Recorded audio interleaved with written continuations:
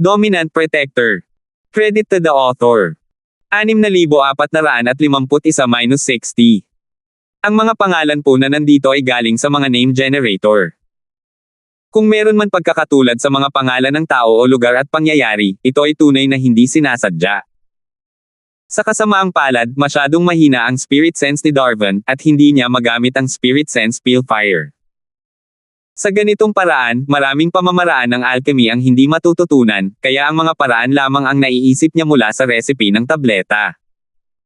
Mas marami na lamang siyang mahahanap na mga recipe at materyales para sa pagsasanay ni Darwin. Sa paglipas ng panahon, natural na bubuti ang kanyang kakayahan. Hindi naman nagkulang si Terence sa mga recipe, pero karamihan sa mga ito ay nangangailangan ng paggamit ng apoy ng pagpipino ng espiritu, kaya ang pagbibigay sa mga ito kay Darwin ay hindi magiging gaanong kapaki-pakinabang. Ilan lamang sa mga angkop na bagay ang maaari niyang piliin para gamitin ni Darwin ngayon. Salamat sa iyong gabay, Panginoon. Sa palagay ko rin, kaya naghahanap ako ng ilang mga recipe ng gamot na maaaring pagsanayan, nang sa gayon ay mapalalim ko ang aking sariling akumulasyon. Tumango si Darwin ng may paggalang. Pareho sila ng iniisip ni Terence. Sa kasamaang palad, sa kanyang antas, halos lahat ng mga recipe ng elixir ay matatagpuan niya sa lugar ng Yellow Class Sea ng East Continent.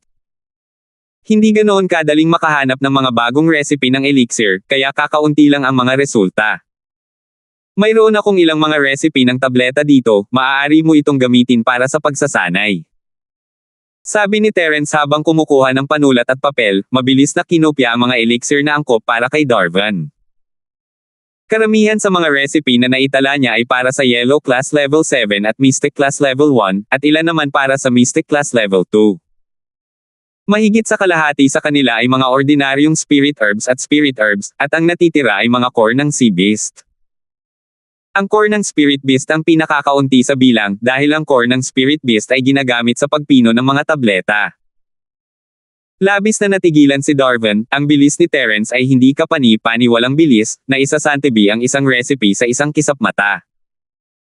Bukod pa rito, maraming mga recipe ng tableta na hindi pa niya nakikita noon, lalo na iyong mga kung saan ang panloob na core ng mga halimaw sa dagat at mga espiritong halimaw ay inilalagay sa tableta. Hindi ka panipaniwala na kaya talagang pagandahin ang mga tableta ng ganito. Darwin, balikan mo ang mga recipe ng tableta na ito at pag-aralan mong mabuti. Pagkatapos, subukang dahan-daang pinuhin ang mga ito. Kapag madali mo nang napupuno ang lahat ng tableta sa mga recipe ng tableta na ito, sa palagay ko ay natural na bubuti ang iyong kakayahan sa alchemy. Bahagyang ngumiti si Terence at inayos ang kinopyang recipe bago ito ibinigay kay Darwin. Pagkatapos ay seryoso niyang itinuro, ang kailangan mo lang malaman ay ang paggamit ng mga core ng mga sea beast at spirit beast bilang mga materyales sa alchemy. Huwag mong basta-basta itong ibunyag sa iba. Yumuko si Darwin ng may paggalang at itinaas ang dalawang kamay sa itaas ng kanyang ulo, tinanggap ang recipe ng may malaking paggalang. Para sa kanya, ito ang pamana ng kakayahan ni Terence sa alchemy, ang pamana ng kanyang sekta, kailangan niya itong seryosohin. Opo. Maraming salamat po, Panginoon. Naiintindihan ko po. Hindi maitago ni Darwin ang pananabik sa kanyang puso, at nagsimulang manginig ang kanyang boses. Maliit na bagay lang ang mga ito. Dahil may oras pa, kung hindi mo mamasamain, bakit hindi mo na lang ayusin ang ilang mga tableta para makita ko? Tingnan natin kung may magagawa pa. Bahagyang ngumiti si Terence at ikinumpas ang kanyang kamay, hinayaan si Darwin na ipakita ang proseso. Bagamat hindi magawa ni Terence ang wastong paraan ng pagpino ng mga elixir ng mag-isa, magagamit pa rin niya ang kanyang malakas na spirit sense upang obserbahan ang mga problema sa proseso ni Darwin at itama ang mga ito. Hindi sapat ang lakas ng mga kamay ni Terence, ngunit ang kanyang karanasan at pagpapasya sa larangan ng alchemy ang dahilan kung bakit siya higit pa sa sapat upang maging Panginoon ni Darwin. Oo. Isang karangalan ng isang disipulo ang makatanggap ng gabay ng isang guro.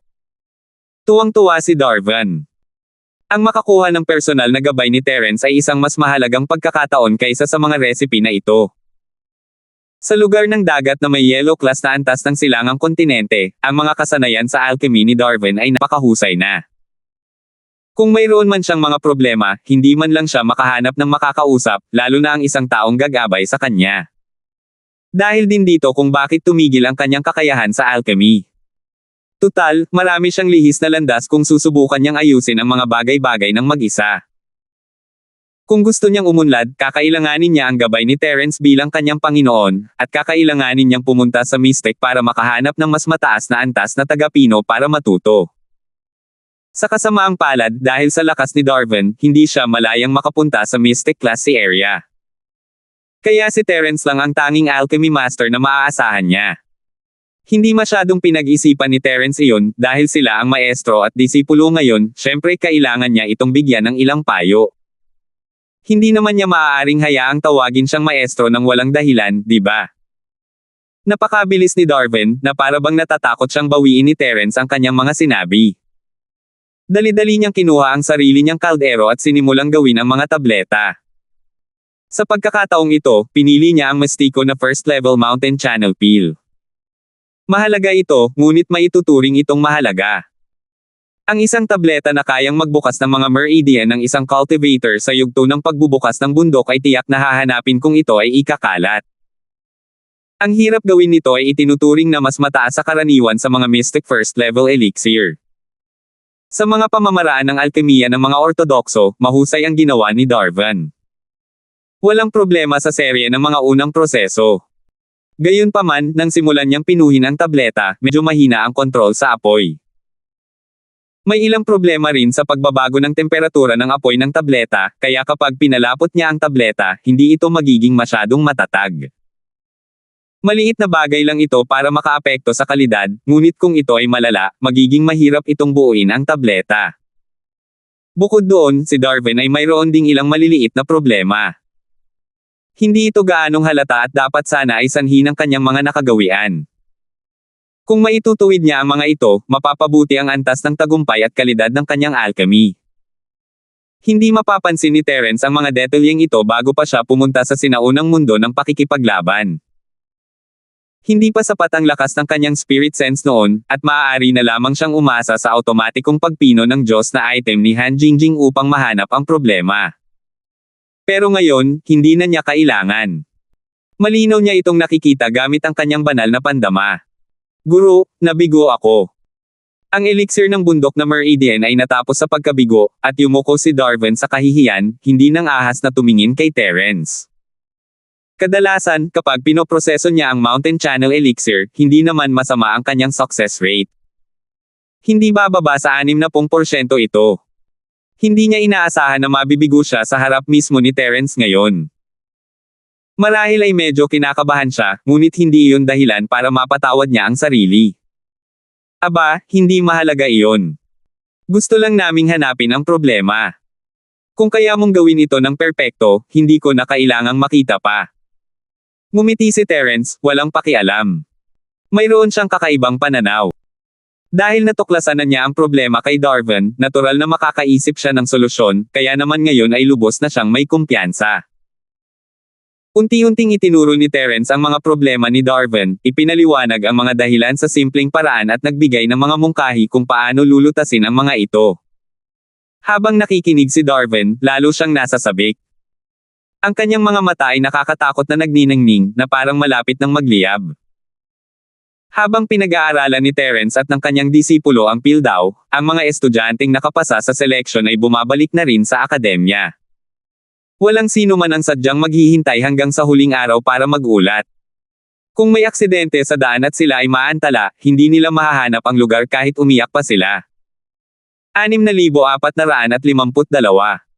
Naglalakad-lakad si Natalie sa harap ng kwarto ni Terence dahil sa pagkabagot. Ilang araw na rin palang naroon sina Terence at Darwin, at pinagsisisihan na niya ang pagtrato ng maayos sa pamangkin na gurong ito. Paano niya nagawang tanggapin si Terence bilang kanyang nakababatang kapatid sa sandaling dumating ito? Kalokohan talaga ito. Mayroon ba siyang kahit kaunting respeto para sa kanya, ang kanyang munting tiyuhin ama? Miss Natalie, nandito ba si Boss Terence? Habang hindi mapakali si Natalie, may narinig siyang pamilyar na boses. Tumangala siya at nakitang bumalik na si Zane. Ah, si Zane pala. Si junior brother Terence ay nasa kwarto niya, nagtuturo ng kanyang disciple alchemy. Kung gusto mo siyang makita, pwede kang pumunta at kumatok sa pinto. Nakita ni Natalie si Zane at agad siyang natuwa. Agad niya itong hinimok na kumatok sa pinto at tawagin si Terence. Hindi naman ako nagmamadali, hintayin na lang natin matapos si Boss Terence. Mabilis na umiling si Zane at ikinumpas ang kanyang kamay. May klase ang guro at ang disipulo. Kung padalos-dalos niya silang iistorbahin, naghahanap lang siya ng gulo. Susundan pa rin niya si Terence sa dagat ng mga mahiwagang tao, at hindi naman siya nagmamadaling makita si Terence. Makikita niya rin ito kapag umalis na ito. Duwag. Bulong ni Natalie sa sarili, ngunit sumuko na lamang siya. Hindi niya maaaring pilitin ang isang tao na kumatok sa pinto. Sa sandaling ito, biglang bumukas ang pinto ng kwarto ni Terence, at lumabas siya kasama ang nakangiting si Darvan. Boss Terence, nakabalik na ako. Sina Min Hui Chen at Fei ay pansamantalang mananatili sa lambak. Darating sila at papalit sa akin pagkalipas ng kalahating taon. Mabilis na binati ni Zane si Terence at ibinalita ang kinaroroonan ng dalawa pa. Nag-aalala si Zane na baka sisihin ni Terence sina Min Hui Chen at Fei dahil hindi sila pumunta para magpaalam sa kanya. Siyempre, hindi naman sa ayaw nilang sumama. Nagkataon lang na may aasikasuhin silang negosyo sa masayang lambak, at hindi sila makaalis. Mahirap din para kay Zane na umalis sa masayang lambak. Sige, naiintindihan ko na. Ipapakilala ko kayo. Ito ang aking disipulo, ang punong alchemist ng Morningstar Golden Class Cultivator Institute, si Master Darvan. Ito ang aking kaibigan, si Zane. Magkakilala na kayong dalawa. Hindi makitid ang isip ni Terence at wala siyang pakialam sa pagkawala ni Min Hui Chen at Fei. Iisipin niya lang na hindi sila kailangan kung babalik at babalik sila, kaya ipinakilala niya sila sa isa't isa ng may ngiti. Gayunpaman, nang ipakilala niya si Zane, hindi niya alam ang sasabihin ng ilang sandali, kaya sinabi na lang niya na magkaibigan sila. Nang marinig ni Darvan at Zane ang pangalan ng isa't isa, alam nilang pareho silang sikat na tao. Agad silang nagbatian, at dahil sa koneksyon ni Terence, mas lalo silang naging malapit. Terence Jr., ilang araw na kitang hinihintay at hindi ka lumabas, pero lumabas ka agad pagkarating ni Zane. Hindi ba't masyadong halata ang pagkiling na ito? Lumapit si Natalie nang nakangiti, sadyang ipinakita ang kanyang mapuputing maliliit na ngiping parang aso at nakakuyom ang kanyang mukha. Sa kasamaang palad, ang ngiting iyon ay tuluyan na siyang pinagtaksilan. Hindi man lang siya mukhang galit. Hindi, nagkataon lang. Katatapos ko lang makipag-usap kay Darvan tungkol sa alchemy. Hindi ko inaasahan na makikita ko kayo ni Zane dito pagkabukas ko pa lang ng pinto. Ngumiti si Terence. Siyempre, hindi niya aaminin. Isa pa, hindi niya pinansin ang sitwasyon sa labas noong nag-aaral siya kasama si Darvan. Hindi siya paniniwalaan ni Natalie, at kahit ano pa ang sabihin ni Terence, lalabas muna sila para mamasyal. Gusto ring sumunod ni Darvan, ngunit hinaila siya pabalik ni Zane. Tutal, magkasama silang nanggaling sa Beidao, at alam niyang kung susundan niya sila ngayon, hahamakin siya nina Natalie at Terence. Saan tayo pupunta? Hindi ba't dumaan na tayo sa panlabas na patio kanina? Hinayaan ni Terence na hilahin siya ni Natalie, pero iniisip niya ang palihim na pag-atake noong nakaraan. Inisip niya kung makakakilos pa rin ba ang assassin mula sa Hidden Death Sect. Nakakalat pa rin ang maliliit na espiritual na halimaw paligid. Sa kasamaang palad, mahirap pa rin para sa kanila na matuklasan ang mga mamamatay tao mula sa Hidden Death Sect. Sa oras na matuklasan nila ito, tiyak na iyon na ang pagkakataon na maglulunsad ang kabilang panig ng isang palihim na pag-atake. Nakarating na tayo sa panlabas na patio, pero hindi pa tayo nakakarating sa panloob na patio. Ngayon, isasama kayo ng aking nakatatandang kapatid na babae para makita ito. Ngumiti si Natalie na parang isang maliit na sorrow. Masaya siyang kasama si Terence, at mas masaya pa siyang makasama si Terence sa isang pakikipagsapalaran. Tinawag niya ang palihim na pagpasok sa looban ng Golden Class Women's Academy na paggalugad. Sa katunayan, hindi naman ito mali dahil ipinagbabawal ng looban na ito ang pagpasok ng mga tagalabas, lalo na ng mga lalaki. Si Terence ay isang tagalabas at isang lalaki rin ng sabay, kaya talagang labag sa batas ang pumasok sa inner house. Hindi maganda yan, di ba? Bawal pumasok ang mga lalaki sa Women's Academy. Little senior sister, kapag kinaladkad mo ako papasok, mapapahamak ako. Napatalon si Terence at mabilis na hinaila pabalik si Natalie. Ano ba itong kalokohan? Kung gusto niyang pumasok, masasabi lang ni Jinmo ang salita, at malamang na hindi siya tatanggihan ng mga tao mula sa akademya. Kahit na hindi nila bigyan ng mukha si Jinmo, ang titulo bilang pinakamatandang dalaga ng pamilyang Shangguan sa North Island ay sapat na para mabigyan siya ng akademya ng kaunting paggalang.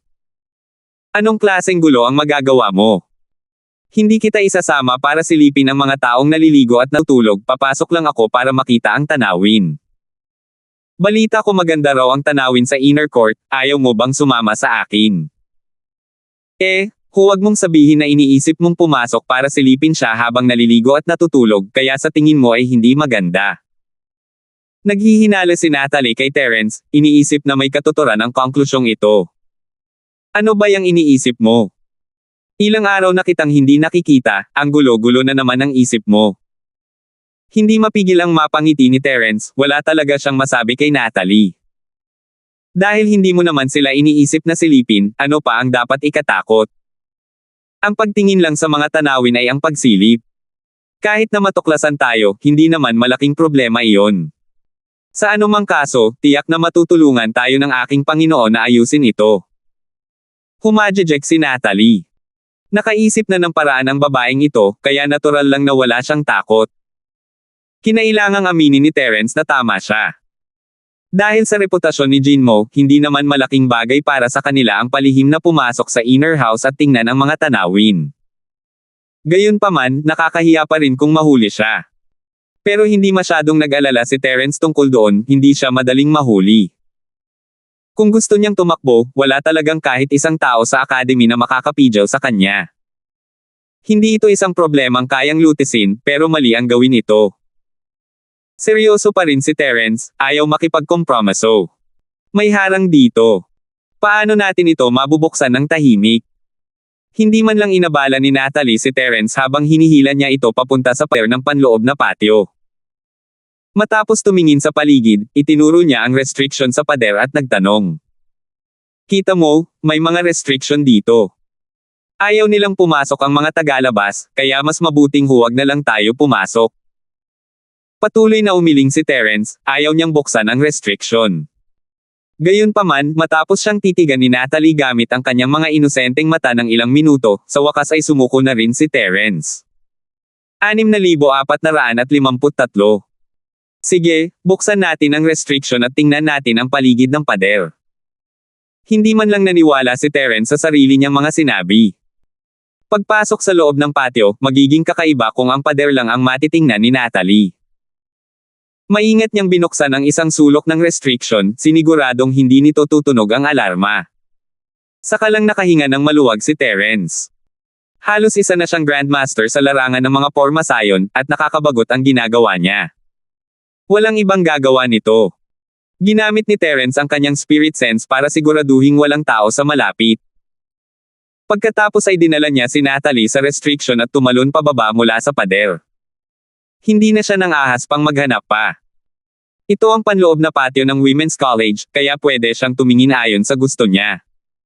Magiging alanganin kung may makita siyang hindi dapat. Dahil sa pandaman ni Terence sa mga espiritu, walang makakapansin sa kanya habang sinusuri ang lugar, ngunit hindi siya isang maginoo, ni isang Meniokis. Ayaw niyang basta na lang suriin ang lugar. Kita mo, walang nangyari, di ba? Sinasabi ko na nga ba na gustuhan ko na ang posisyong ito. Isa itong napakalayong lugar sa loob ng Inner Academy. Gaya ng inaasahan ko, walang tao rito pagpasok ko pa lang. May pagmamalaking ekspresyon sa mukha ni Natalie habang nagyayabang kay Terence. Oo, ikaw ang pinakamagaling. Casual na sabi ni Terence habang inililibot ang tingin sa paligid. Sige, nakita at nakapaglaro na tayo. Walang espesyal dito. Balik na tayo. Ano? Nasabi ko na nga ba na napakalayo ng lugar na ito sa loob ng Inner Academy? Ano ang makikita natin? Kung bumalik na siya pagkatapos niyang tumingin, ano ang ginagawa natin dito? Gaya ng inaasahan, ayaw gawin iyon ni Natalie, at hinailan niya ang kamay ni Terence at pumasok. Hindi alam ni Terence kung tatawa o iiyak, bakit siya kinakabahan. Hindi man lang siya kinabahan ng harapin ang walang katapusang alon ng dagat. Ano ba ang sinusubukan niyang gawin? Hoy, hoy, hoy, little senior sister Natalie, huwag kang maglakad-lakad. Magiging abala ka kung may makakita sa'yo. Mahirap ang sitwasyon ni Auntie Zhang. Hinawakan ni Terence si Natalie at sinubukang hikayatin ito sa mahinang boses. Kasabay nito, binigyang pansin niya ang mga galaw sa paligid. Ayoko, huwag kang mahiya. Itinuro ni Natalie ang kaliwa at sinabing, tingnan mo, may lawa roon. Napakaganda ng tanawin. Umupo tayo sa tabi ng lawa at bumalik tayo pagkatapos ng ilang sandali, ha? Lumingon si Terence at tumingin sa tabi ng lawa. Napakaganda nga, at walang gaanong tao sa paligid. Maaari siyang umupo at magpakasawa kay Natalie bago bumalik sa lalong madaling panahon. Sige, pumunta tayo sa tabi ng lawa. Napagkasunduan natin na uupo lang tayo rito sandali bago bumalik. Natakot si Terence na baka bawiin ni Natalie ang sinabi niya, kaya pinaalalahanan niya ito. Alam ko. Ikaw ang magiging pangalawa kay Hersen. Gusto mo bang gumawa ng pinky promise? Itinaas ni Natalie ang kanyang kanang daliri at isinuksok ito kay Terence. Malayo pa ako sa pagiging matandang Panginoon na si Hersen. Nakatatandang ate, napakabait mo. Ngumiti si Terence. Hindi siya maihahambing kay Hersen. Gayunpaman, maaari pa rin siyang mangako ng bahagya. Pinagsalikop nilang dalawa ang kanilang mga daliri bilang isang pangako at saka tahimik na nagtungo sa lawa.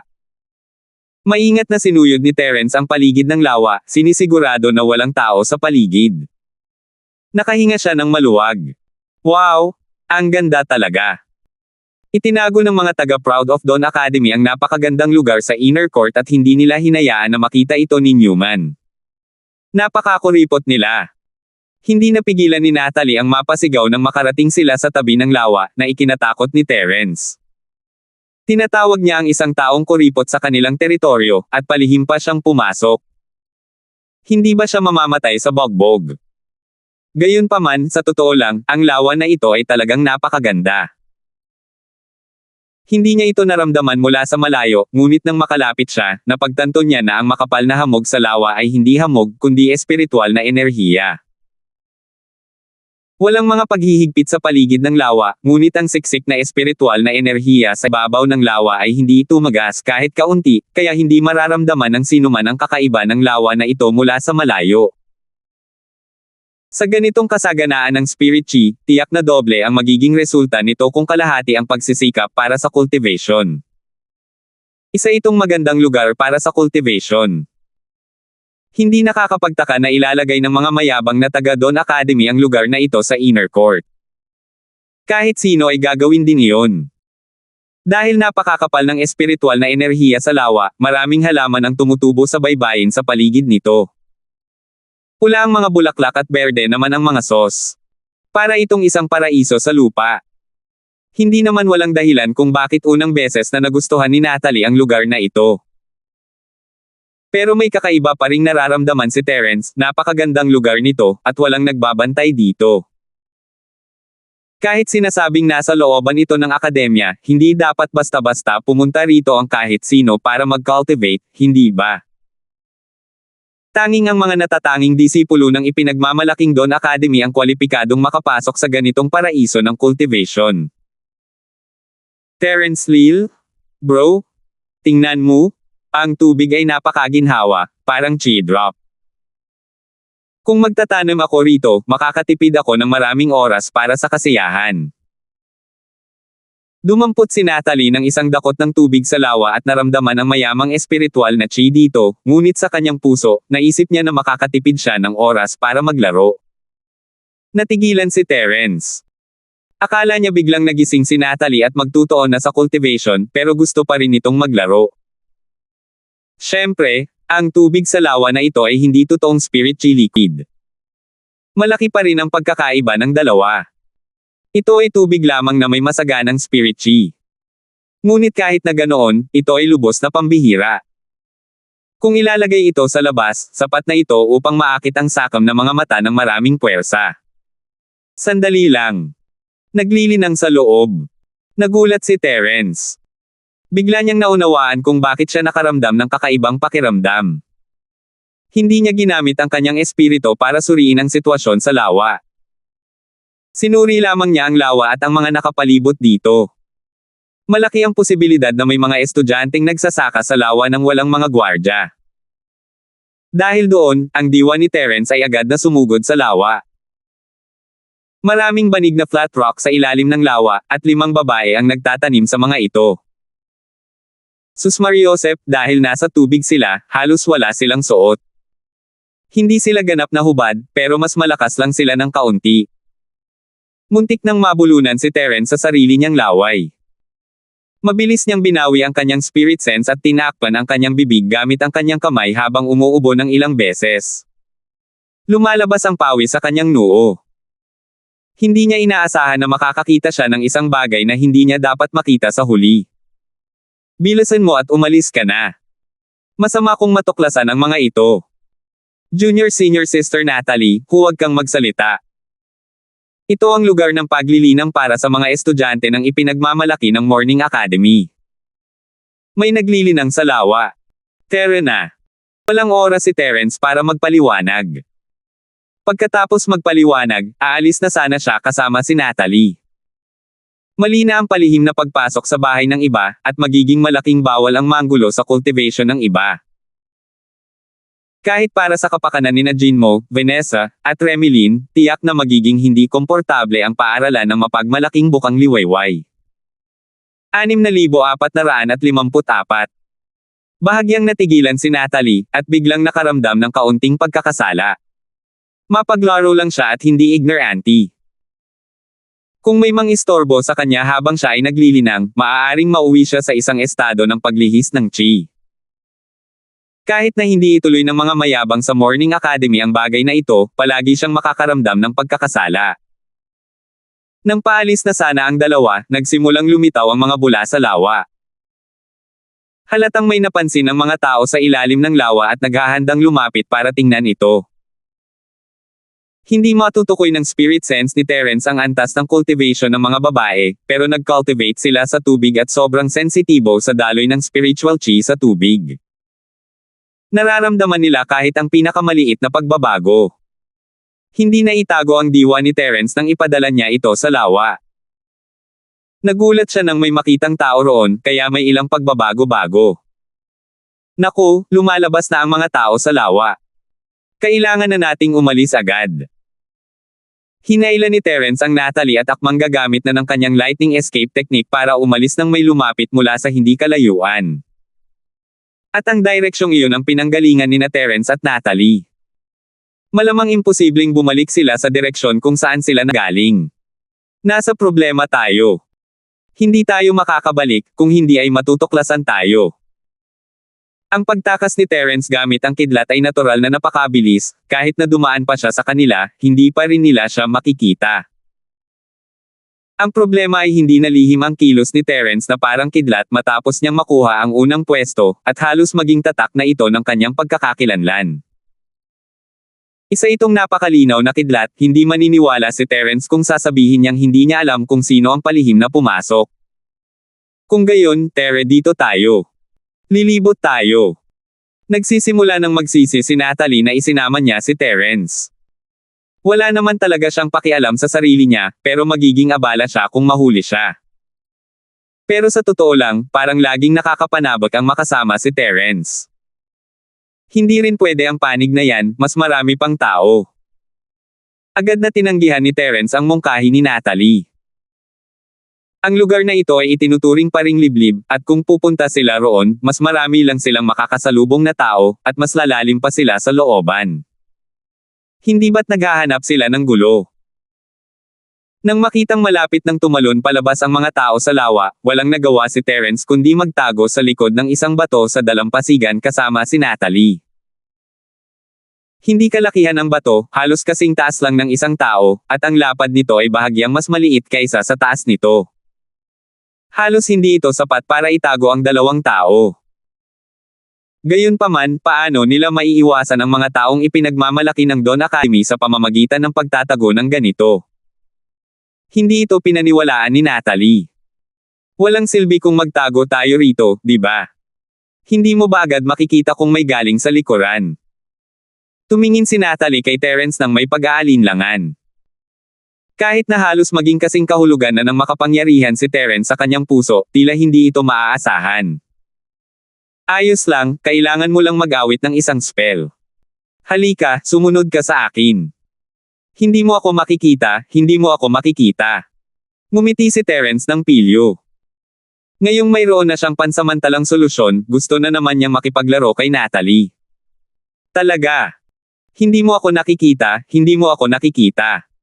Tumingin si Natalie kay Terence ng may paghihinala, at talagang nagsimula siyang umawit. Ang inosenteng babaeng ito ay napaka-cute. Hindi niya namalayan na nakaiwan na pala si Terence ng level 8 formation disc. Sa pamamagitan ng pagpapanatili ng hanay ng mga nakatagong lugar sa kanilang dalawa, hindi na nila kailangang mag-alala tungkol sa maaapektuhan ng kapaligiran. Ito talaga ang pinakamahusay na plano upang harapin ang kasalukuyang sitwasyon. Huwalala. Ang tunog ng tubig na nagmumula sa lawa ay nagmula sa likuran niya. Hindi nang ahas si Terence na gamitin ang kanyang pandama sa espirito para tumingin sa paligid, ngunit ilang nakakahiya at erotikong imahe ang hindi maiiwasang lumitaw sa kanyang puso. Mabuti na lang at may ilang babaeng cultivator na lumapit at inilihis ang kanyang atensyon. Senior sister, bakit kayo nasa labas? Hindi pa oras para sa cultivation, di ba? Sunod-sunod siyang binati ng mga babaeng magsasakang dumating kalaunan. Medyo nagulat sila nang maagang lumabas ang babaeng magsasakang nagsasaka sa lawa. Parang may nag-e-espiya sa atin ngayon lang, kaya tumigil ako sa paglilinang. May napansin ba kayo? Casual na sabi ng isa sa mga babaeng cultivator na parang tumitingin sa paligid. May tao ba dyan? Hindi ko nakita. Mga ate, tumingin kayo sa paligid. May talagang pumuslit. Bahagyang nagulat ang nahuling babaeng magsasaka. Bagamat tila wala siyang masyadong pakialam, pinoona pa rin niyang kumalat ang mga taong sumama sa kanya para tingnan ito. Bumubulong pa rin si Natalie sa sarili, hindi mo ako nakikita, ngunit hindi nabawasan ang tensyon sa kanyang puso, at hindi namamalayang yamakap ang kanyang katawan sa mga bisig ni Terence. Nakumbinsi lang si Natalie na hindi talaga siya nakikita ng mga taong ito nang dumaan ang isang babaeng cultivator nang walang anumang senyales ng abnormalidad. Nang medyo hamupa ang kanyang kaba, natagpuan ni Natalie ang kanyang sarili na mahigpit na nakayakap sa mga bisig ni Terence. Nagsimulang tumibok muli ang kanyang puso.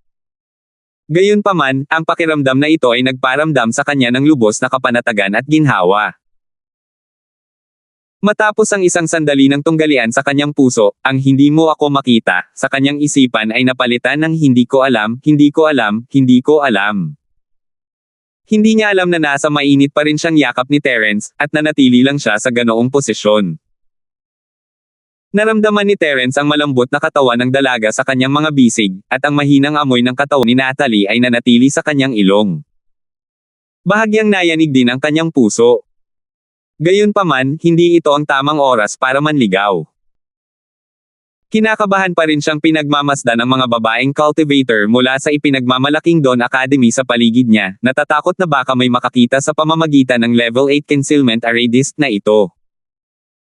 Masyadong nag-iisip si Terence, matagal na niyang ginagamit ang bagay na ito, at kahit na iniisip niyang normal lang ang isang level 8 formation disc, isa itong kayamanan na mataas ang antas para sa ibang tao. Hindi mga repolyo ang mga formation masters. Imposibleng makaharap ang isa o dalawa sa kanila ng ganoon kadali. Walang tao. May nahanap ba kayo? Wala akong nakita. Ano ang hitsura nito? Lalaki o babae? Wala rin akong nakita rito. May pumasok ba talaga? May restriction ang ating inner academy. Sa tingin ko walang pwedeng pumasok, di ba? Malakas na nagdaldalan ang mga nagkalat na babaeng practitioner, hindi nila namalayan na sina Terence at Terence ay nasa harap na nila. Sa puntong ito, ligtas naman ang sitwasyon. Basta taalis sila, maaaring palihim na bumalik sina Terence at Natalie sa panlabas na patio at magkunwaring hindi ito nangyari. Medyo nakahinga ng maluwag si Terence, pero sa sandaling iyon, naging napakatindi ng alarma ng Jade Space. Hindi bago kay Terence ang sitwasyong ito, sa tuwing maglulunsad ng palihim na pag-atake ang mamamatay tao mula sa Hidden Death Sect, may biglaang babala ng panganib. Isa na naman itong mamamatay tao mula sa Hidden Death Sect. Galit na galit si Terence. 6,455. Ang bastos na ito, parang multo. Bukod pa riyan, alam na alam niya kung paano pumili ng tamang oras para kumilos. Kung mahuhuli niya ito, tiyak na papatayin niya ang walang hiyang ito. Walang oras si Terence para isipin kung paano nakapasok sa panlabas na patio ang isang mula sa Hidden Death Sect, pero sigurado siyang sinundan siya ng lalaking ito at si Natalie papasok sa panloob na patio. Kung hindi, paano niya malalaman ang eksaktong lokasyon nila gayong nagtatago sila ni Natalie sa concealment array disk? Maraming ideya ang pumasok sa isip ni Terence, ngunit wala siyang oras para ayusin ang mga ito. Kailangan niyang harapin ang palaso ng buong lakas ngayon. Ang Invisibility Formation Disk ay hindi isang defensive formation disk, at wala itong anumang kakayahan sa pagtatanggol. Ang palaso mula sa Hidden Death Sect Assassin ay kayang tumago sa Invisibility Formation ng walang anumang pagtutol at dumiretso kina Terence at Natalie. Napakalapit nilang dalawa sa isa't isa kaya kung hindi ito maiiwasan ni Terence, tiyak na mamamatay si Natalie. Sa iglap na iyon, itinabi ni Terence ang Invisibility Formation Disk at ginamit ang kanyang Super Limit Butterfly Microstep para umiwas sa gilid kasama si Natalie. Isang palaso na kasing bilis ng kidlat ang tahimik na dumaan sa tagiliran ni Terence, kumukuha ng dugo mula sa kaliwang braso niya bago sumabog. Ang bato sa likuran nila ay dinurog at naging pulbos, at kasabay nito, isang malaking butas ang nabutas sa lupa. Kung umiwas si Terence pakaliwa, tuluyan niyang maiiwasan ang mga palaso. Gayunpaman, si Natalie ay nasa kanang braso niya, at kung iiwasan niya ito pakaliwa, mapapahamak ito. Mas gugustuhin pang mamatay ni Terence kaysa gawin iyon. Noong una siyang dumating sa Starfield, ganoon niya tinatrato si Francine Larkins, lalo na si Natalie. Bagamat kaya rin niyang gamitin ang teknik ng paggalaw ng kidlat, nasayang ang oras niya sa pagtatabi ng formation plate. Malinaw na huli na ang lahat. Ang pagsabog ng palaso ay nagdulot ng isang napakalaking alon ng hangin, at ang mga babaeng cultivator ng Proud of the Morning Academy ay sabay-sabay na sumigaw. Walang nakatuklas kina Terence at Natalie sa mga sandaling iyon, na isang malaking kapalaran sa kasawiang palad. Harangan mo ang puwang sa restriction. Siguradong nasa loob pa rin ng inner court ang walang hiyang yan. Mahinahong inutusan ni Terence ang Spirit Beast. Para marating ang lugar kung saan sila nagtatago, dapat ay sa inner court iyon. Kung gusto ng lalaking iyon na umatras, malamang ay babalik din siya sa parehong paraan. Tutal, ang inner court ng Proud of Dawn Academy ay hindi bukas sa publiko. Imposible para sa kabilang panig na pumili ng hindi pamilyar na ruta para umatras. Kapag narating na ng kabilang panig ang panlabas na patio, magiging lubhang mahirap siyang hulihin. Kaya naman, kailangan nila siyang pigilan bago pa siya makabalik sa panlabas na patio. Mabuti na lang at nakabantay ang 9 na maliliit na espiritong halimaw sa panlabas na patio, at hindi sila nalalayo sa puwang sa mahigpit na harang. Kung tungkol naman kay Terence mismo, ginamit niya ang mga taktika sa labanan ng ninakaw na kayamanan ng langit para pigilan ang pagdurugo mula sa kanyang sugat bago ibinuo ang kanyang mga pakpak na kasing bilis ng multo at sumugod patungo sa siwang sa pader na parang multo. Ngayong wala na siya sa panganib, sumuko na si Terence sa paggamit ng lightning escape. Masyado na itong magiging halata, kung tutuusin, at malalaman ng lahat na siya iyon. Kaya agad na ginamit ni Terence ang kanyang mga pakpak na parang ghost speed, at syempre, hindi naman mabagal ang kanyang bilis. Habang tumataas ang kanyang lakas, tumataas din ang bilis ng kanyang mga pakpak na parang multo. Sa ngayon, bahagyang mas mababa lamang ito kaysa sa teknik ng pagtakas gamit ang kidlat.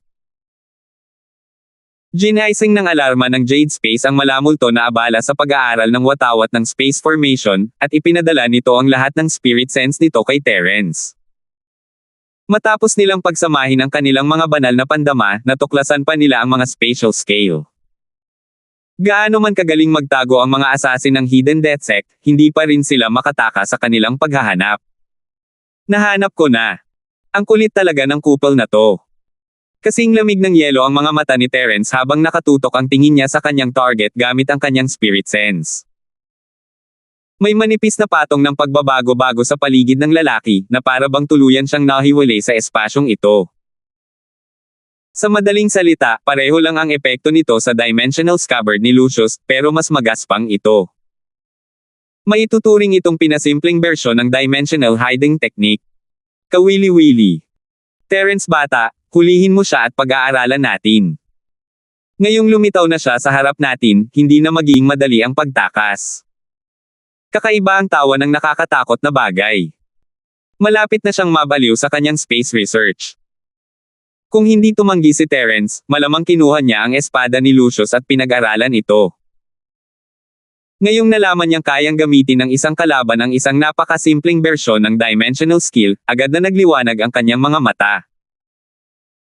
Wala siyang pakialam kung gawing simple ito, mas madali para sa kanya na maunawaan at maunawaan ito. Pagkatapos, ituturo niya ito kay Terence at hahayaan si Terence na gamitin ito para mahinuha ito, perpekto ito. Huwag kang mag-alala, Senior Ghost, hindi makakatakas ang lalaking ito ngayon. Nagngingit-ngit si Terence at tumawa ng malamig. Paulit-ulit na palihim na pag-atake. Kung hindi siya magbabayad, akala ba talaga niya ito ang kanyang bakuran, kung saan siya maaaring pumunta at umalis ng gusto niya? Kumaway muli ang mga pakpak ni Ghost Speed. Kahit nakasama ni Terence ang Natalie, ang bilis niya ay hindi pa rin kayang ikumpara ng mga assassin mula sa Hidden Death Sect. Ang pinaka-misteryoso sa lalaki ay ang kanyang kakayahang magtago. Kung pag-uusapan ng bilis, natural na mas mabilis siya kaysa sa mga normal na practitioner na kapantay niya, pero kumpara kay Terence, para siyang kuhol. Wala pang isang hininga, dumating na si Terence. Hindi man lang naapektuhan ng nasugatan niyang kaliwang braso ang kanyang atake. Itinaas niya ang kanyang kamay at isang hugis dragon na 5 elementong pumapatay ng chi ang umugang habang sumugod ito patungo sa assassin mula sa Hidden Death Sect. Gulat na lumingon ang lalaki kay Terence, halatang hindi niya inaasahan na mahahanap siya ni Terence. Halos wala talagang posibilidad na mangyari iyon, ngunit iyon ang katotohanan. Hindi lamang siya natuklasan ni Terence, naglunsad pa siya ng isang atake na sapat na para masugitan siya ng husto. Bagamat isa siyang mamamatay tao na nasa ranggo ng langit ng Hidden Death Sect, ang kanyang tunay na lakas ay nasa tugatog lamang ng huling yugto ng paglikha ng lupa. Hindi malakas ang kanyang katawan, at mas mahina pa ang kanyang kakayahang makipaglaban ng malapitan. Dahil magaling siya sa mga ataking pangmatagalan at palihim na pag-atake, napakataas ng antas ng tagumpay ng kanyang pagpatay, at natural lamang para sa kanya na maging isang mamamatay tao na may ranggong langit. Kaya nang makalapit si Terence sa kanya, may kislap ng takot sa mga mata nito. Karaniwan, ang isang eksperto na nasa tugatog ng huling yugto ng paglikha ng mundo ay hindi magkakaroon ng ganitong emosyon kapag nakaharap sa isang maliit na tao sa dakilang bilog ng mahiwagang ascension. Gayunpaman, 3 beses na siyang nabigong patayin si Terence, at ngayon ay natuklasan pa siya at napalapit dito. Ito ay lampas sa kanyang imahinasyon. Kahit ang isang mamamatay tao na laging kalmadong parang yelo ay hindi maiwasang magkaroon ng pabago-bagong emosyon. Ang hugis dragon na intensyong pumatay ng 5 elemento ay mabilis na lumabas at direktang sumugod patungo sa dibdib ng assassin. Gayunpaman, ang dimensional hiding layer sa paligid ng kanyang katawan ay hindi lamang para sa pagtatago, kundi para rin sa depensa. Hindi naging madali ang pumasok sa isang dimensional na espasyo. Kahit ang hugis dragon na intensyong pumatay ng 5 elemento ay hindi kayang tumagos dito na sabay-sabay. Matapos mapagtanto na ang nakakatakot na atake ni Terence ay hindi nakalusot sa kanyang depensa, nakahinga ng maluwag ang lalaki. Sa sumunod na sandali, agad siyang bumilis at sumugod sa siwang sa pader. 6,456. Nakakatuwa, nakakatuwa. Terence bata, kaya mo bang gayahin ang galaw na ito? Malaking tulong ito. Tuwang-tuwa ang kakilakilabot na bagay, na para bang nakita nito ang paborito nitong laruan. Natural lamang na hindi nito bibitawan ang mamamatay tao kahit anong mangyari. Hindi ko makita ang laman nito, kaya hindi ko ito makopya. Medyo nalulumbay si Terence. Ang kanyang teknik sa pakikipaglaban para sa pagsamsam ng kayamanan ng langit ay kayang kopyahin ang halos lahat ng kasanayan sa pakikipaglaban, at ang ilan ay maaaring kopyahin sa isang sulyap lamang. Gayunpaman, maraming kasanayan nga ang hindi niya kayang ulitin. Halimbawa, ang teknik ng pagtakas gamit ang kidlat, ang teknik ng pagtakas gamit ang hangin, at ang teknik ng dimensional defense at concealment ng assassin. Malinaw na mayroon ding iba't ibang antas ng kasanayan, at kayang gayahin at matutunan ni Terence ang anumang bagay na mas mababa sa isang tiyak na antas. Ang tunay na malalim na kasanayan ay maaari lamang matutunan o maunawaan niya mismo. Halimbawa, ang ikatlong antas ng teknik ng pagtakas gamit ang kidlat, na pinagsasama ang katawan at kidlat, ay dahil na rin sa ang unang dalawang antas ang pundasyon niya. Kung hindi, gaano man karaming electric eel at single horn thundercloud beast ang mayroon si Terence, hindi niya ito matututunan ng matagumpay. Hindi mahalaga kung hindi mo ito kayang gayahin. Hulihin mo lang ang lalaking iyon at ipaubaya mo sa kanya. Tumawa ng masama ang kakilakilabot na nilalang. Kung tungkol naman sa kung ibibigay ito ng kabilang panig, wala pa itong konsiderasyon. Laban sa gayong kaaway, wala siyang anumang psikolohikal na pasanin, maging ito man ay paglamon sa kanyang sinaunang espiritu o paghahanap sa kanyang kaluluwa. Sa tingin ko rin. Bahagyang ngumiti si Terence. Mas mabilis pa sa kidlat ang pakikipag-usap niya sa bagay na iyon. Pumasok lamang ang mamamatay tao sa panlabas na bakuran sa pamamagitan ng butas pagkatapos niyang matapos ang kanyang pangungusap. Kumislap ang katawan ni Terence at lumabas din ng panloob na bakuran, isinara ang restriction habang naglalakad. Delikado ang sitwasyon, pero medyo nakahinga ng maluwag si Terence matapos isara ang mga restriction. Parang ang pressure na nararamdaman niya sa loob ng bakuran ay parang pagharap sa mamamatay tao. Terence, Lil, Kuya. Lumabas si Natalie sa panloob na patio, medyo nahihilo at naguguluhan pa rin sa sitwasyon. Masyadong mabilis ang lahat ng nangyari, at hindi siya makareact ng tama gamit ang kanyang lakas. Ayos lang ako, huwag kang mag-alala. Yumuko si Terence at ngumiti sa Natalie na nasa kanyang mga bisig, habang pinapakalma siya ng mainit nitong mga mata. Ang maliliit na spirit beast na naghihintay sa panlabas na patio ay agad na naglunsad ng isang ganap na pag-atake sa mga assassin mula sa Hidden Death Sect. Hindi mabilang na mga atake sa entablado na nagbubukas ng lupa ang nakatuon sa depensa ng dimensional space sa paligid ng katawan ng lalaking ito, na direktang nagdurog dito. Tutal, hindi naman ito perpektong skill. Isa lamang itong pinakagaspang na dimensional skill, kaya natural lang na hindi nito kayang labanan ang napakaraming earth opening stage attacks. Medyo nag-aalala si Terence na baka durugin ng spirit beast ang lalaking ito. Mabuti na lang at ang kontrol sa kapangyarihan ng siyam na maliliit na spirit beast ay lubos na tumpak. Matapos basagin ang depensa ng dimensional space, ang natitirang mga atake ay nakasakit lamang sa kabilang panig, ngunit hindi ito winasak. Sayang lang at ang kanyang mga dimensional skills ay napakabastos. Kung mas pino lang sana ang mga ito, makakapaglakbay sana siya sa dimensional space nang hindi nabubunyag ang kanyang mga bakas. Imposibleng atakihin siya nang walang kakayahang makalusot sa dimensional space. Mukhang nagsisisi ang sumpa. Hindi man lang nito naisip na hindi kailanman mahuhuli ni Terence ang mamamatay tao na ito kung talagang may ganitong kakayahan ang kabilang panig. Iyan ay tunay na parang isang espiritong nananatili na nakakabit sa buto. Tama, medyo mahina pa ang kakayahan ng lalaking ito.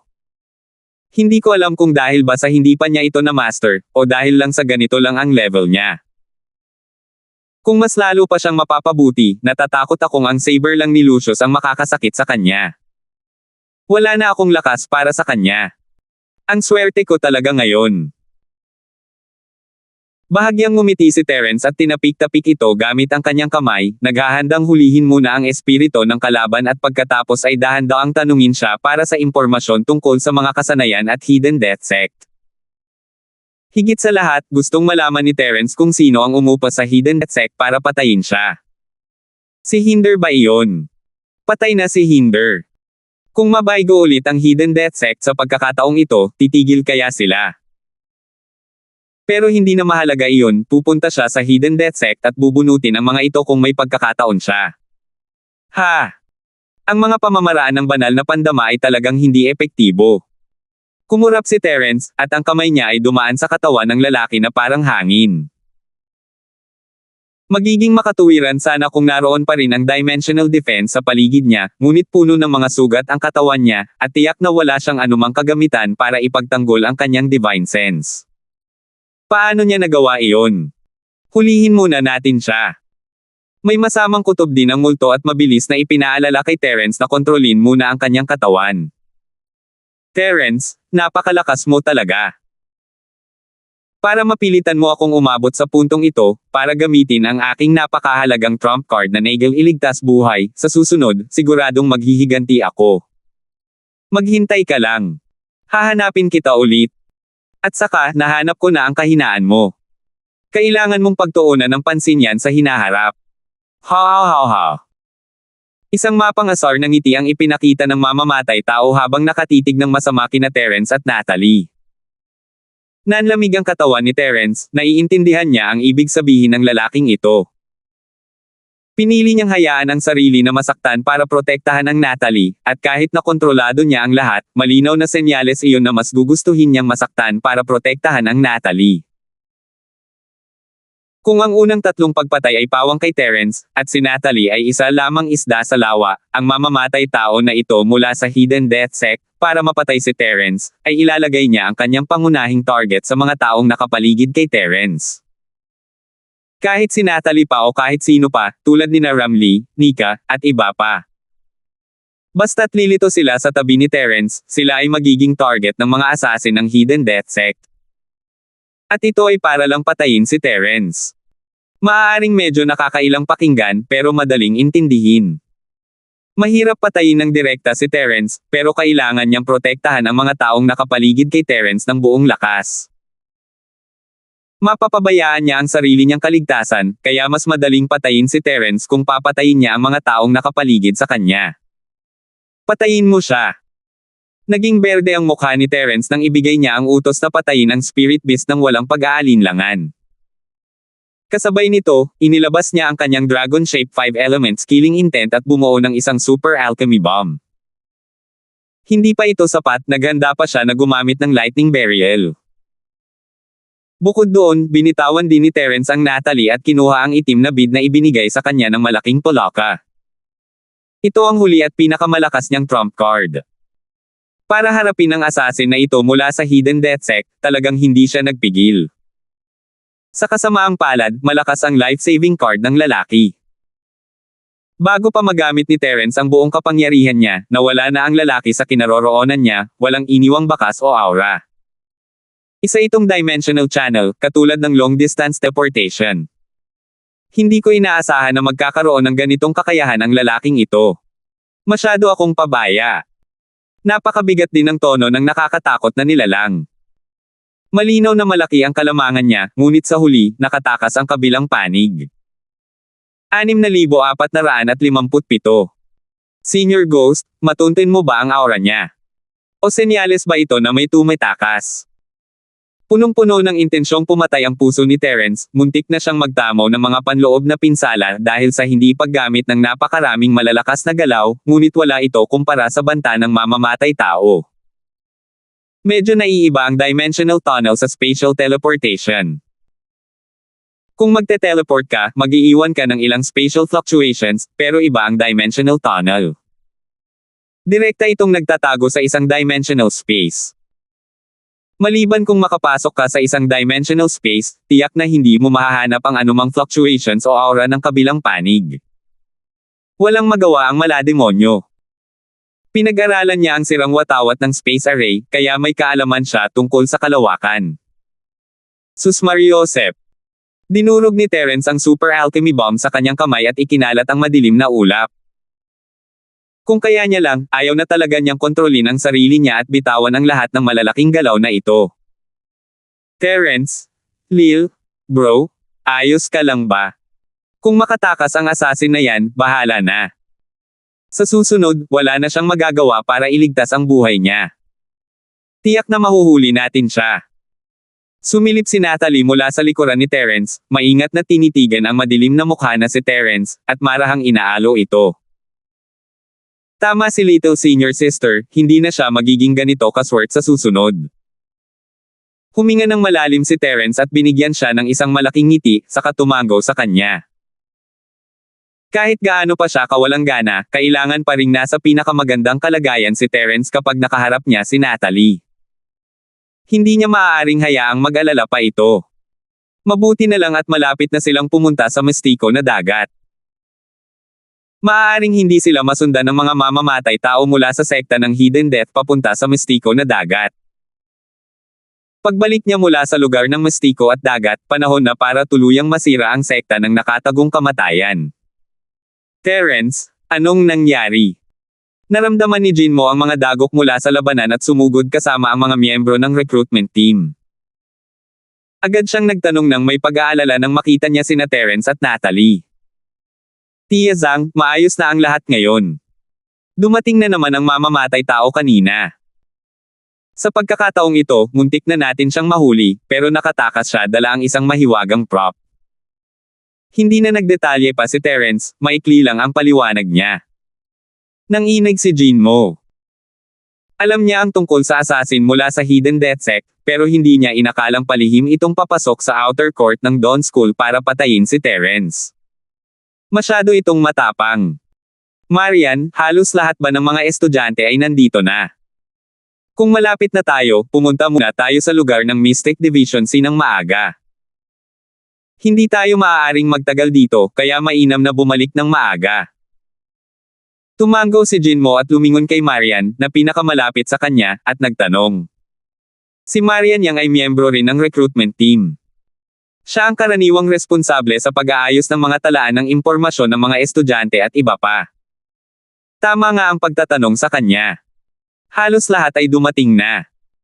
May 2 o 3 tao pa na hindi pa dumarating. Hindi na kailangang isipin pa iyon ng Marian. Diretso siyang nagsalita at tumango pa kay Terence bilang pagbati. Tumango rin si Terence, matagal na silang magkakilala, kung tutuusin, at hindi niya pababayaan ang isang taong pala kaibigan sa kanya kahit gaano pa kasama ang loob niya. Ano ang pinakamataas na ranggo sa 2 o 3 ito? Ilang araw na lang bago ang deadline. Patuloy na nagtanong si Jinmo nang walang anumang ekspresyon. Bilang pangunahing taong namamahala sa recruitment team, may karapatan siyang magdesisyon kung paano muna aalisin ang ilang ordinaryong miyembro. Tutal, hindi naman magiging masyadong mababa ang elimination rate sa Mystic Division C. Wala sila sa top 10, at medyo mababa ang kanilang ranggo. Mula sa pangkalahatang pagganap, ang pinakamataas ay nasa ika-60 o ika-70 na pwesto. May 3 araw pa bago ang deadline. Naunawaan ni Marian ang ibig sabihin ni Jinmo, at hindi siya tumutol sa desisyon ni Jinmo. Tutal, lahat sila ay mga ordinaryong estudyante, at ang isa o higit pa ay hindi makakaapekto sa pangkalahatang sitwasyon. 3 araw na at hindi pa rin nila alam kung paano makakarating ng maaga. Ang pagbabalik sa kanila ay haantong lamang sa kanilang kapalaran na mapatay. Sabihin sa lahat na umalis papunta sa lugar ng mahiwagang uri ng dagat bukas ng umaga. Kung makakarating sila, isama mo sila. Kung hindi, sabihin mo na bumalik sa kanilang pinanggalingan. Malamig ang mukha ni Jinmo, ano ba ang problema sa pagpuksa ng 2 o 3 tao para kay Terence at sa kanyang mahalagang disipulo? Sige, ipapasa ko na lang ang mensahe. Tumango at sumang-ayon si Marian. Dahil si Jinmo ang nagdesisyon sa pagkakataong ito, kailangan na lang niyang sundin ang utos. Tungkol naman sa resulta, wala na siyang pakialam doon. Terence, Natalie, bumalik na kayo at maghanda. Pupunta tayo sa Mystic Division bukas. Pagdating natin sa Feiyang College, sa palagay ko ay hindi na tayo susundan ng mga payaso mula sa Hidden Death Sect. Kumaway si Jinmo ng kamay para umalis ang mga tao bago kinausap sina Terence at Terence. Tia Zhang, wala kang dapat ipag-alala. Nasugatan ng lalaking iyon at nakaranas ng malaking kawalan. Hindi siya makakabalik ng matagal. Ngumiti si Terence, sinusubukang hikayatin si Jinmo na maghintay sa itinakdang oras.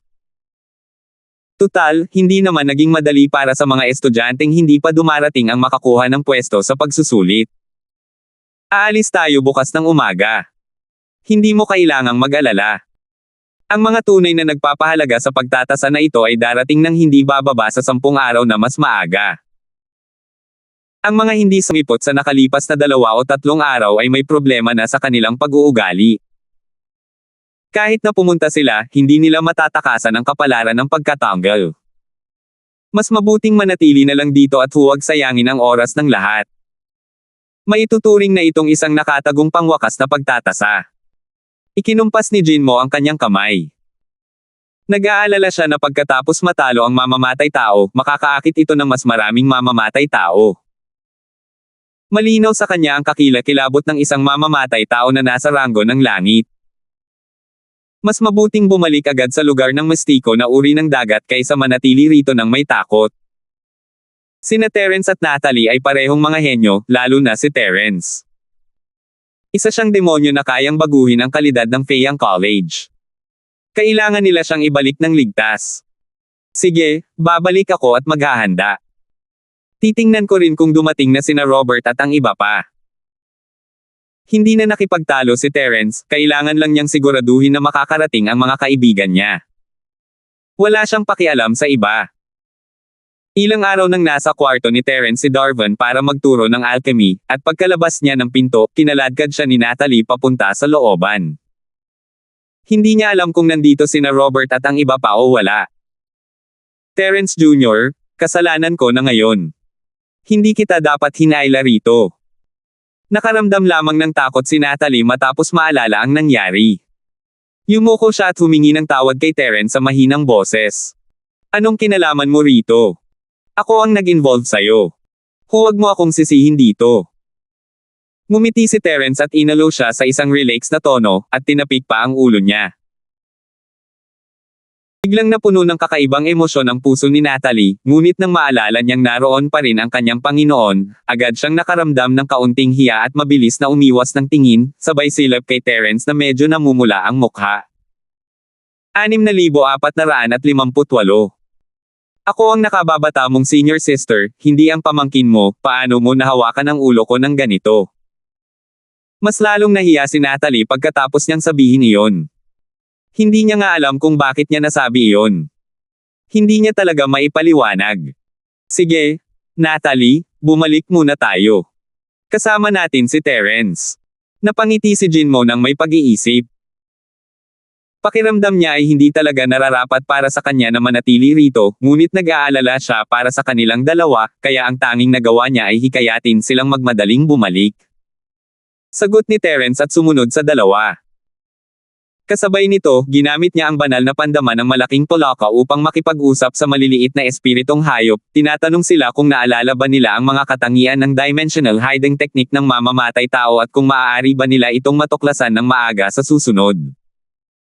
Sa huli, nakakuha siya ng positibong sagot. Dahil nakita na ng maliliit na spirit beast na ito ang mga kasanayan ng mamamatay tao, bibigyan nila ng espesyal na pansin ang mga pagbabago-bago sa lugar na ito sa susunod. Sa wakas ay nakarinig si Terence ng magandang balita, at medyo nakaramdam siya ng ginhawa. Gayunpaman, ang sarili niyang jade pendant ay may katulad na gamit. Kakaiba lang talaga ang assassin na ito, at hindi niya alam kung magiging epektibo ang gamit ng jade pendant laban sa ganitong uri ng dimensional hiding technique. Hindi gaanong naging epektibo ang depensa ng spirit beast sa pagkakataong ito, hindi man lang napansin ng lalaki na nasa likuran na pala siya ni Terence. Talagang palpak ito. Kung ang maliliit na spirit beast na gustong protektahan si Terence at iligtas ang malaking polaka ay may katalinuhan, hindi sila lubos na makukumbansi. Pagbalik niya sa kanyang tirahan, sina Zane at Darvin ay nag-uusap ng maayos. Pareho silang sikat na tao sa lugar ng dagat na may yellow class na antas ng mga nilalang sa silangang kontinente. Ang isa ay isang nangungunang master ng alchemy, at ang isa naman ay isang nangungunang master sa simula pa lamang. Matagal na silang magkakilala, at sa relasyon ni Terence, para na silang mga matandang magkaibigan. Kung tungkol naman kina Robert, Jillian, Roel, at Lillian, nakabalik na rin ang dalawang mag-asawa. Naghihintay din sila sa bakuran para sa pagbabalik ni Terence. Ang pagbabalik ni Terence ay natural na naging dahilan upang maging abala ang lahat sa pag-uusap. Dahil alam nilang aalis na sila bukas, sinabi ng lahat na kailangan na nilang bumalik at maghanda. Tutal, hindi naman sila pwedeng manatili sa outer court ng academy. Kailangan nilang manatili sa kalapit na bayan, kaya may mga gamit pa rin na kailangang iimpake. Pagkatapos nilang magkasundo na magkita kinabukasan, umalis na silang lahat. Kinabukasan, ang mga estudyanteng nakatanggap ng abiso ay naghihintay na sa labas ng gate ng Proud of Dawn Academy. Pagkalabas ni Jinmo kasama ang mga miyembro ng recruitment team, sabay-sabay silang umalis. Hindi nakarating sa oras ang dalawang nahuli, at sila ay pinalad. Nakapasok sila sa top 100, ngunit dahil gusto nilang makarating sa tamang oras, pinalampas nila ang pagkakataong pumunta sa mahiwagang lugar ng dagat upang lumahok sa pagtatasa. Sakay na kayong lahat sa inyong mga lumilipad na espiritual na hayop at tumungo sa hanay ng mga teleportasyon sa lugar ng mga mystic class na dagat. Kung wala pa kayong sariling lumilipad na espiritual na hayop, maaari ninyo silang hiramin mula sa Pride Academy ngayong umaga. Bagamat hindi ko alam kung ilan sa inyo ang maaaring manatili sa lugar ng mga Mystic Division na dagat, umaasa akong lahat kayo ay maaaring manatili. Hangad ko ang lahat ng pinakamahusay sa pagpasa sa pagsusulit. Sige, tara na. Nagsalita si Jinmo ng ilang simpleng salita at sumakay sa lumilipad na Spirit Beast.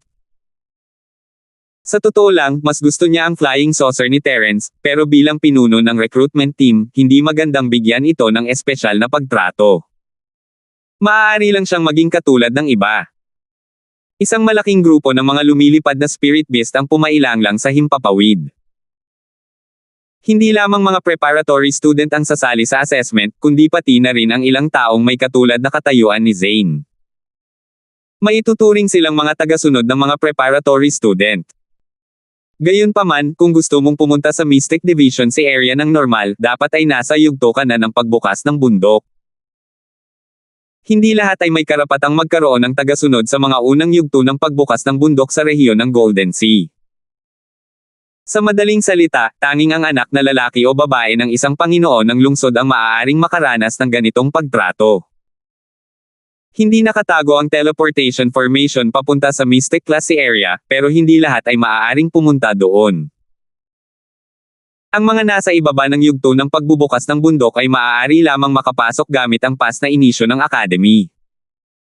Ang mga nakarating na sa yugto ng pagbubukas ng bundok ay walang mga paghihigpit sa kanilang pagdaan, ngunit sa halip ay pinaghihigpitan silang manatili. Ang mga master na hindi katutubo sa mga lugar sa dagat ng Mystic Class ay kailangang umalis pagkatapos ng takdang oras, kung hindi ay hindi na sila makakabalik. Nang makita ng mga gwardya sa hanay ng teleportasyon ang malaking grupo ng mga aerial spirit beast na nagsisimulang lumapag, isa sa kanila ang lumabas upang salubungin sila. Nang makita niyang ang pinuno ay si Jinmo, agad siyang ngumiti. Direktor Zhang, ang bilis mo namang bumalik. May 2 araw pa. Hindi rin mahina ang lakas ng bantay na ito. Nasa ganap na antas na siya ng kaharian ng paghahati ng bundok. Gayunpaman, sa harap ni Jinmo Zhang, hindi pa rin siya sapat. Hindi pa kasama rito, ang isa ay ang vice-principal ng Feiyang College, habang ang isa naman ay isang gwardya lamang ng teleportation array. Malaki ang pagkakaiba ng katayuan sa pagitan ng dalawa. May mga kailangan akong gawin, kaya bumalik ako 2 araw bago iyon. Hindi nagmalaki si Jinmo. Ngumiti siya at tumango bilang pagbati. Hindi ko mapigilan, isa kang marangal at abalang tao. Kumusta? Mayroon bang magagandang punless sa pagkakataong ito na maaaring pumasok sa iyong mga mata? Hindi itinuring ng gwardya si Jinmo bilang isang tagalabas at tumawa lamang habang nakikipag-usap ito sa kanya. Mayroon ngang ilang magagandang punla. Iniisip ko kung aling akademya ang makikinabang sa mga ito. Bahagyang ngumiti si Jinmo ngunit hindi sinabing ang pinakamasarap ay nasa mangkok na ng Feiyang College.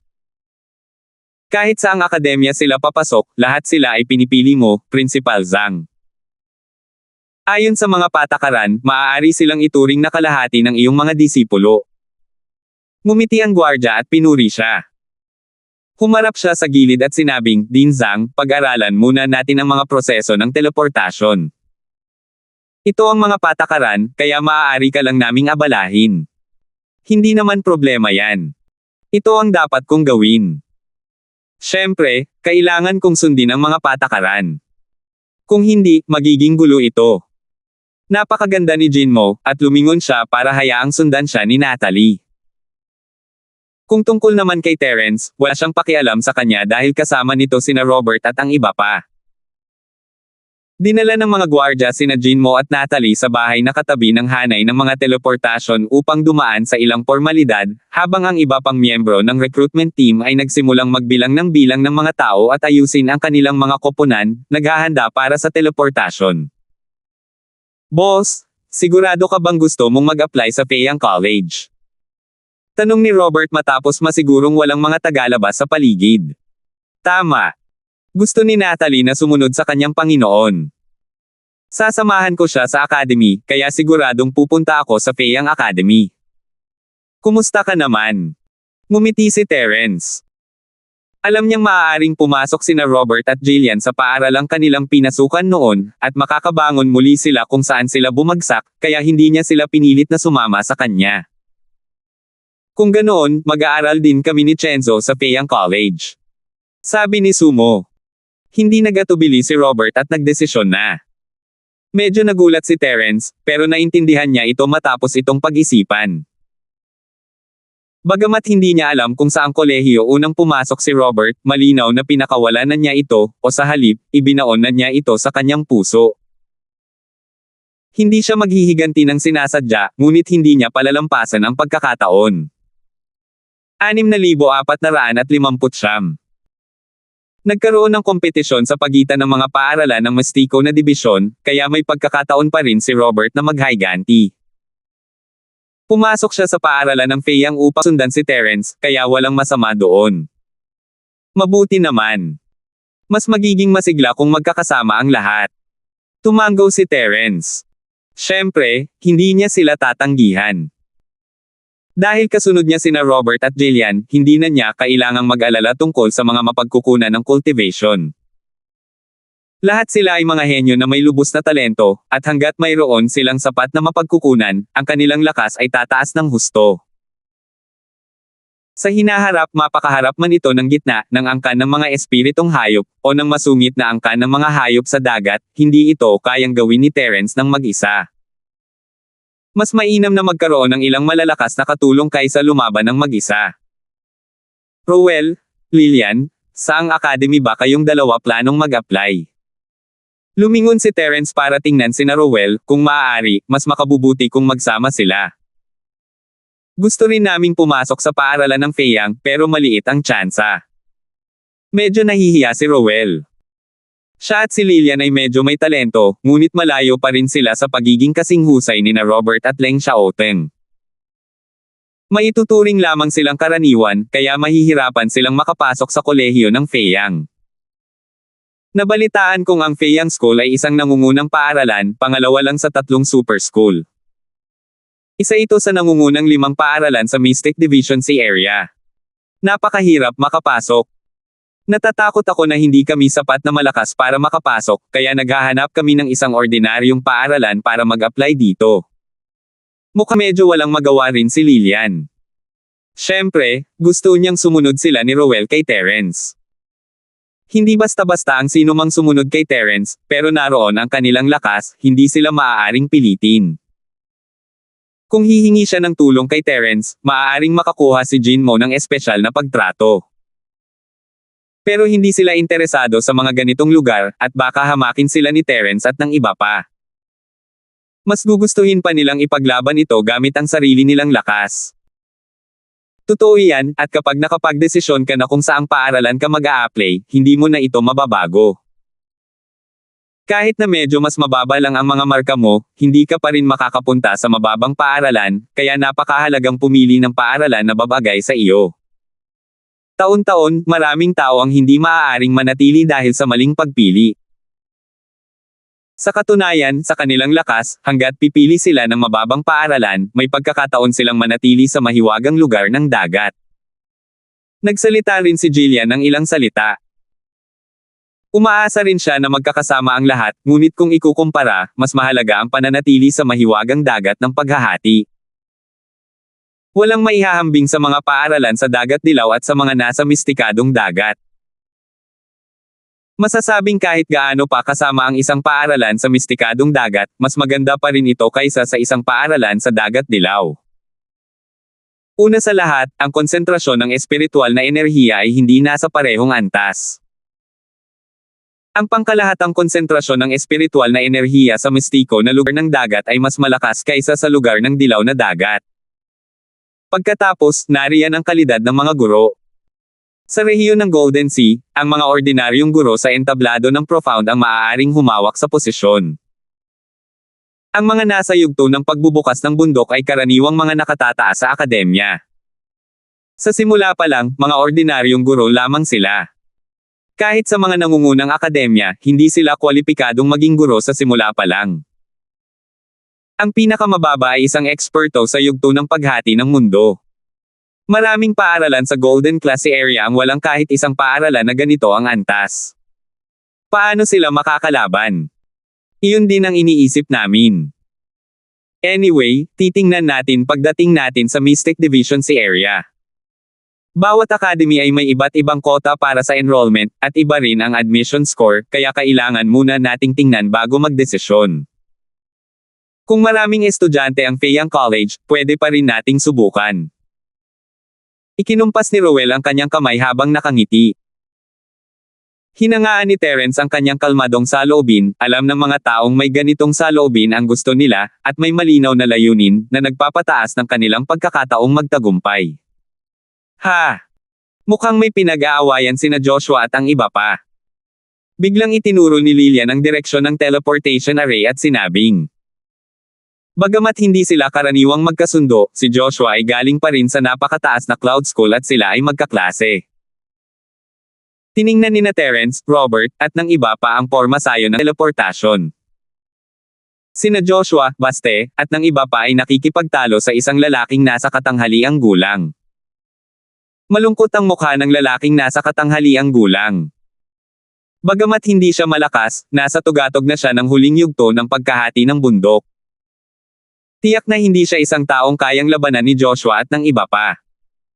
Ang basurang yan ay puro gulo lang ang alam niya. Bakit hindi mo tingnan ang sarili mo at tingnan kung kaya mong ayusin ang gulo? Malamig na sumanghel si Robert. Puno siya ng paghamak kay Joshua. Gayunpaman, dahil lahat sila ay mula sa Soaring Cloud School, maaaring baliwalain ito ni Joshua, ngunit ayaw ni Robert na sirain ang reputasyon ng Soaring Cloud School. Kung kinakailangan, tutulong siya. Kung hindi, kung kumalat ang balita na ang matataas na cloud school ay hindi nagkakaisa at hindi man lang tumulong kapag binyo-bully ang sarili nilang mga estudyante, tuluyang masisira ang kanilang reputasyon. Gusto mo bang pumunta at tingnan? Naunawaan ni Terence ang nasa isip ni Robert, kaya nagtanong siya sa mahinang boses. Wala namang pakialam si Terence sa isang peak late stage mountain split cultivator, pero imposibleng ipagtanggol niya si Joshua. Nagiging mapagbigay na siya nang hindi niya ito tinatapakan. Maghintay tayo at tingnan natin. Mas makabubuti kung sila mismo ang makakaayos nito. Huwag nating sayangin ang oras natin. Bahagyang umiling si Robert. Hindi dapat maging malaking problema ang isang ordinaryong labanan. Bukod pa rito, may mga gwardya sa hanay ng mga teleportasyon. Hindi nila sila pinapayagang lumaban sa hanay ng mga teleportasyon. Nagbigay pansin ang ilan sa kanila at itinoon ang kanilang atensyon sa kabilang panig. Malinaw na narinig ang pagtatalo sa pagitan ng dalawang panig. Pinagmumura na kita sa pagsasabi sa yung umalis ka. Kung dati, noong mainitin ang ulo ko, sino ang magsasalita ng kalokohan sa'yo? Napatay siya sa isang sampal lang. Talaga bang iniisip ng mga batang to na may silbi sila? Sasali lang siya sa pagsusulit ng academy, at hindi sigurado kung makakapasok siya sa academy. Paano kung papasok siya? Kung gusto kitang patayin, kaya ko, sino ang mag-aalangan? Ang mga salita ng mukhang malas na lalaking nasa katanghaliang gulang ay labis na mayabang, na para bang mayroon siyang taga-suporta. Siyempre, sa harap ni Joshua at ng iba pa, kinailangan niyang umasa sa sarili niyang lakas. Nasa tugatog na siya ng huling yugto ng pagkahati ng bundok, na higit pa sa sapat para patayin ang mga kabataang ito sa loob lamang ng ilang segundo. Ano ka ba? Nangahas siyang gumawa ng ganito kalaking pahayag dito. Mayroon bang isa sa mga guro natin na nangunguna sa recruitment team na mas malakas kaysa sa iyo? Nangangahas ka bang gumawa ng hakbang laban sa amin? Naniniwala ka ba na makakalimutan mo ang tungkol sa pag-alis sa pamamagitan ng teleportation formation ngayon? Sanay na si Joshua sa pagiging mayabang, kaya paano siya hindi makakareact kahit kailan matapos mapahiya.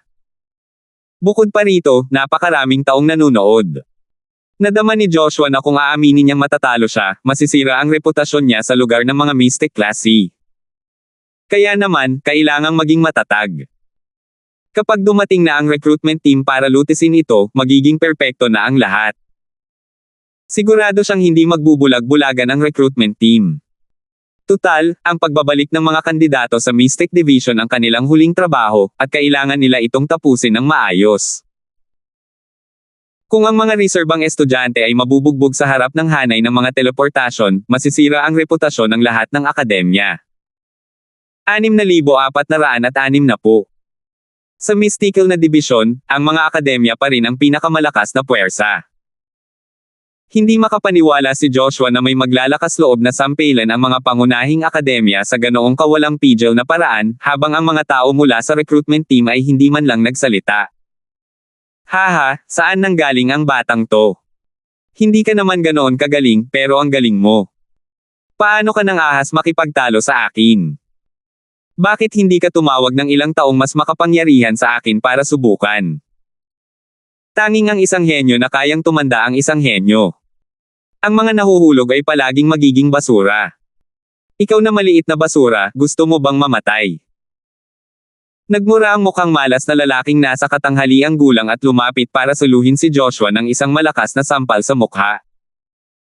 Napaikot si Joshua ng ilang beses bago ito natamba sa kanyang puwitan. Ang lakas ng loob mong suntukin ako. Ang lakas ng loob mong suntukin ako. Baka sa mukha ni Joshua ang hindi makapaniwalang ekspresyon habang sumisigaw siya ng malakas, natatakot na baka walang ibang makarinig sa kanya. Paano kung saktan kita? Wala namang dahilan para mapatay kita. Malamig na tumawa ang lalaking nasa katanghaliang gulang at tinapakan ang dibdib ni Joshua. Tinapakan niya si Joshua sa lupa at naglabas ng alikabok. Walang pakialam ang mga gwardya sa tabi ng hanay ng mga teleportasyon sa tunggalian. Sa halip, tumawa sila at nanood ng palabas. Naiinip na rin sila sa pagbabantay sa lugar na ito. Ang manood ng ganitong komedya ay maituturing na paraan para maibsan ang kanilang pagkabagot.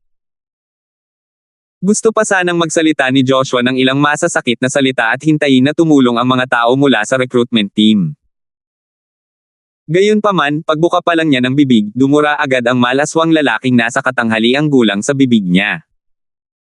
Sa sobrang pagkasuklam niya ay muntik na niyang iluwa ang mga bituka niya. Gayunpaman, hindi siya makagalaw matapos matapakan. Si Joshua ay parang isdang nilabasan ng tubig. Ibinuka niya ang kanyang bibig at naghahabol ng hininga. Mukhang malapit na siyang mamatay. Hoy, huwag kang masyadong lumayo. Gusto mo ba talaga akong patayin? Ang recruitment team ay ipinadala ng buong Alliance of Academies. Hindi mo ba binibigyan ng mukha ang Alliance of Academies? Si Baste ay tapat pa rin. Hindi siya umatras sa oras na ito, ngunit sumulong upang makipagtalo ng may katwiran. Bueno, hindi naman talaga tamang sabihin na nagsiskap siya. Kung titingnan ang nanginginig niyang anyo, wala talaga siyang momentum para sumubok ng husto. Gusto mo na ring mamatay. Sumulyap ang lalaking nasa katanghaliang gulang kay Baste at tinitigan ito ng may bahagyang ngiti. Agad na natahimik si Baste. Ang lakas niya ay katulad ng kay Joshua, at wala siyang maihahambing sa malaswang lalaking nasa katanghaliang gulang na ito. Kayang-kaya nitong paglaruan silang dalawa hanggang mamatay, at wala man lang silang kakayahang lumaban. Pasensya na, nagkamali ako. Patawarin mo ako. Si Joshua, na nasa lupa, ay nababalot ng alikabok at dumi. Pinipilit niyang aminin ang kanyang pagkakamali. Gusto niyang hintayin ang mga tao mula sa recruitment team na dumating at iligtas siya, ngunit natatakot siyang mawala ang buhay niya kung maghihintay pa siya. Kaya naman, sa kritikal na sandali, agad niyang inamin ang pagkatalo ng walang anumang pag-aalinlangan. Si Robert, na akmang tutulong sana, ay agad na tumigil. Nakakahiya naman ito. Mas nakakahiya pang makasama ang taong iyon kaysa iwan siyang mag-isa. Tapos ituturing niya na lang itong isang asterisk H na ayaw siyang iligtas. Siya na naman ang nag-utos sa kanya na magustuhan ang pagiging B asterisk H, karapat-dapat siyang mamatay. Ipinahayag ni Robert na hindi niya kilala ang ganitong uri ng B asterisk H. Bukod pa rito, ipinanganak siyang cold. Walang maitutulong sa kanya sa kanyang diksyonaryo. Hoy, batang babae, sama-sama kayong lahat, di ba? Gusto mo bang subukan at tingnan kung may iligtas mo siya? Lumingon ang malungkot na lalaking nasa katanghaliang gulang at tumingin kay Judy, na nasa tabi ni Baste, na may bahid ng pagkaaliw sa mga mata. Hindi. Walang kapantay ang banal na kapangyarihan ni Senior. Nagmakaawa na si Joshua para sa awa. Senior, maging mapagbigay ka naman at pakawalan mo siya. Punong-puno ng ngiti ang mukha ni Judy. Nakikita niya ang sitwasyon. Sa oras na ito, hindi nararapat na saktan ang loob ng malaswang lalaking nasa katanghaliang gulang. Mas mabuting aminin ang kanyang mga pagkakamali at magkaroon ng kinabukasan. Matino ka naman, at gwapo ka rin. Ano kaya kung sumama ka sa akin at magsaya ka, at hindi ko na ilalagay sa alanganin ang dalawang basurang ito? Huwag kang mag-alala, may mga benepisyo ang pagsama sa akin. Tiyak na masisiyahan ka. Tumingin ang lalaking nasa katanghaliang gulang kay Judy nang may bahagyang ngiti, ngunit walang nakakaalam kung nagsasabi siya ng totoo. Nagbago ang ekspresyon ni Judy. Tinatrato ba siya nito na parang pute? Mga benepisyo. Makikinabang ang buong pamilya mo. Kung hindi lang dahil sa alam niyang hindi siya mananalo, malamang ay natalo na sana si Judy. Gayunpaman, hindi talaga siya nang ahas na harapin ang malaswang lalaking nasa katanghaliang gulang na ito. Senior, hindi ka ba sumosobra? Wala naman tayong matinding sama ng loob, kaya bakit tayo kailangang maging matigas ang ulo? Nang lumabas ang mga tao mula sa recruitment team, mukhang hindi maganda ang itsura ng lahat. Bakit hindi tayo umatras at humingi ng tawad sa iyo, at pakakawalan mo na kami? Gusto sanang magwala ni Baste, pero hindi rin niya ito nagawa. Pinigilan na lang niya ang galit at nagmakaawa sa mahinang boses. Ang daming basura. Hindi ko na matiis to. Mahinahong mura ni Robert. Hindi na niya ito matiis. Kung sina Joshua at Baste lang ang mahihiya, hindi siya mag-aatubiling makialam. Gayunpaman, hindi kayang tiisin ni Robert ang mukhang malas na lalaking nasa katanghaliang gulang na lantaran na nakikipagtalik sa babaeng cultivator. Bagamat kinasusuklaman niya si Judy, hindi naman ito tungkol sa kanyang personal na kagustuhan. Lumampas lang sa inaasahan ni Robert ang mga ginawa ng malaswang lalaking nasa katanghaliang gulang. Sige, susuportahan kita. Hinikayat ni Jillian si Robert sa malumanay at maamong boses. Kasabay nito, marahan niyang hinawakan ang kamay nito. Bilang isang babae, kinasusuklaman ni Jillian ang mga pamamaraan ng malaswang lalaking nasa katanghaliang gulang. Kaya naman, susuportahan niya ang desisyon ni Robert. Isang bahagyang ngiti ang sumilay sa malamig at matigas na mukha ni Robert. Paanong hindi siya masisiyahan sa isang napakalapit na kapareha? Aalis na ako. Bumulong si Robert sa tainga ni Jillian at humakbang paarap. Nakabunot ang mahabang sable at natatakpan ng yelo at nyebe. Pwede kang maligaw. O mamatay ka.